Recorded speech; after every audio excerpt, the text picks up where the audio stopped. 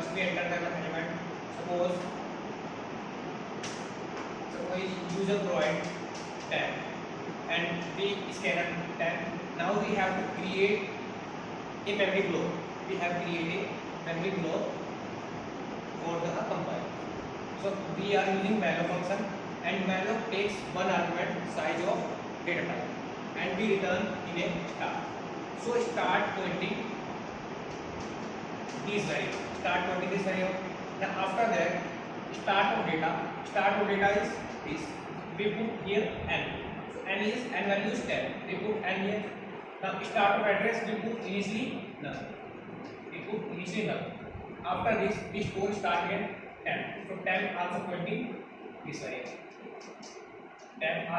variable. Then we write want to continue. If you want to continue, then press Y. Otherwise press N.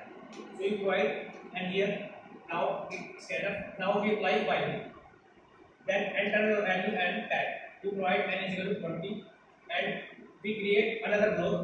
Which name is v1.